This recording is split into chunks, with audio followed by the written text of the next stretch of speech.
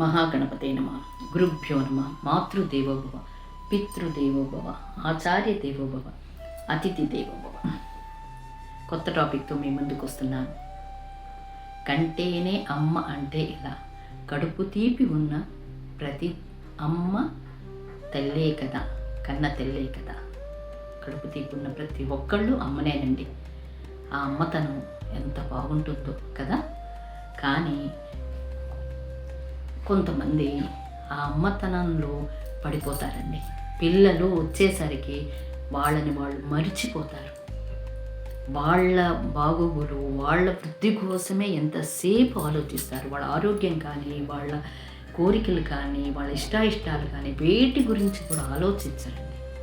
ఎంతసేపు పిల్లలు, సంసారము, భర్త, కుటుంబము అంటూ వెళ్ళిపోతుంటారు. ఆ తర్వాత కాలం వెళ్ళిపోతూ ఉంటుంది. అప్పుడు అయ్యో నేను అప్పుడు నేర్చుకోలేకపోయానే, అప్పుడు పిల్లలు వాళ్ళ కెరీరు, వాళ్ళ వృద్ధిలో వాళ్ళు వెళ్ళిపోతారు. ఇప్పుడు వాళ్ళు మనతో అంత స్పెండ్ చేయలేరు కదా.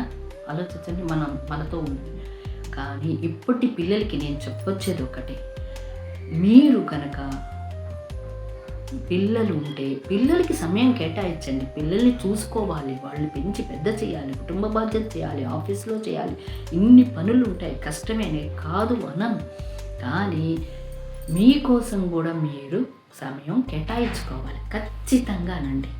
మీకోసం కూడా మీరు సమయం కేటాయించుకుని మీకు గోల్ ఏంటి, మీ ఇచ్చాలు ఏంటి, మీ ఆశలు ఏంటి, ఆశయాలు ఏంటి, వాటి గురించి కొద్దిగా శ్రద్ధ పెట్టి ఏవైనా నేర్చుకోవాలా, ఏవైనా చెయ్యాలా అని వాటికి సమయం కేటాయించాలి. మీ ఆరోగ్యం గురించి కేటాయించండి. తర్వాత ఆరోగ్యం పాడయ్యాక ఏమీ చేయలేము. మీకు ఆర్థికంగా స్వావలంబన రావాలి. మీరు ఫిజికల్గా ఫిట్గా ఉండాలి, మెంటల్గా ఫిట్గా ఉండాలి. అన్నిట్లో ఫిట్నెస్ శక్తి అండి, శక్తి స్వరం. ఒక బిడ్డకి జన్మనిస్తే అంత శక్తి ఉంది మనకి. ఈ శక్తి మనం ఉపయోగించుకోలేము. ఒక గంట మన కోసం మనం వెచ్చించుకోలేము. ఆలోచించండి, మన కోసం మనం ఆలోచించాలి. అన్నిటినీ బ్యాలెన్స్ చేసుకుంటేనేనమ్మా మనం ముందుకు వెళ్ళగలం.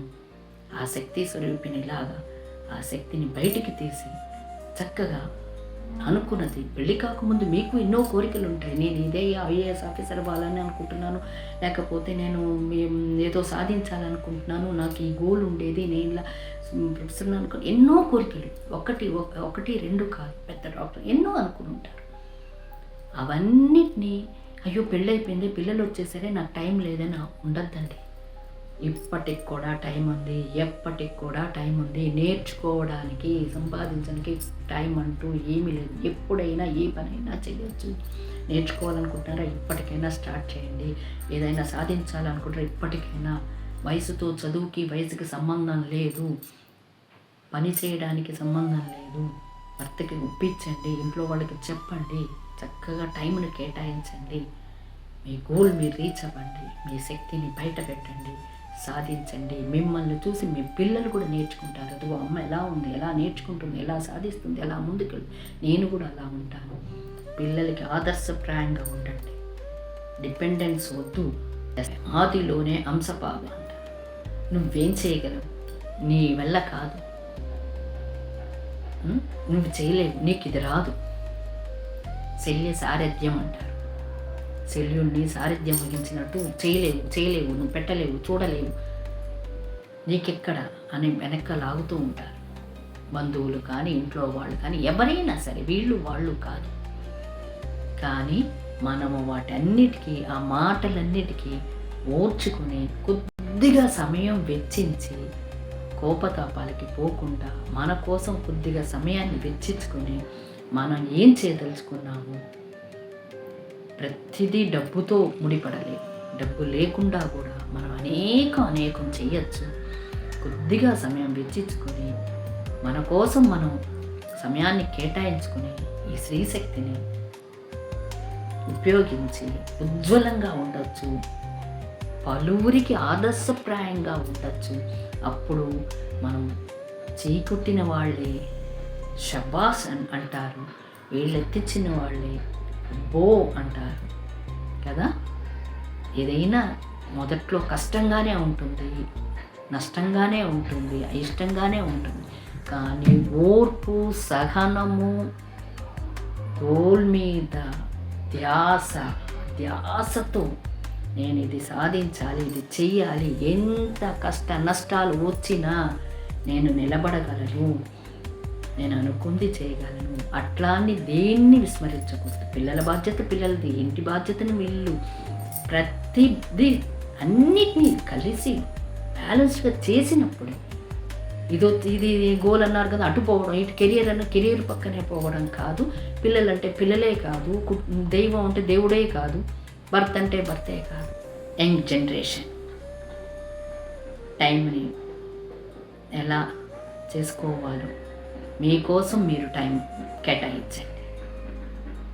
కుటుంబ బాధ్యతలు కూడా చూసుకోవాలి, భర్తని, పిల్లల్ని, ఆఫీస్ని అన్నిటినీ చూసుకోవాలి. కానీ ప్రతి దానికి ఒక టైం అంటూ పెట్టుకోండి. ఇంట్లో భర్తకి ఇచ్చే టైంని కేటాయించండి, పిల్లలకి, ఇంటి పనులు, దైవభక్తి కూడా కావాలండి. అలాగని ఇవన్నీ ఉందని అది వదులుకోకూడదు. దైవభక్తి కూడా ఉండాలి, మన ఆరోగ్యంగా కూడా ఉండాలి. ఇప్పుడు పనులలో పడిపోయి మీ ఆరోగ్యం గురించి మీరు ఆలోచించుకోకపోతే అనేక రోగాలు రెడీగా ఉంటాయి మనల్ని ఆక్యుపై చేయడానికి.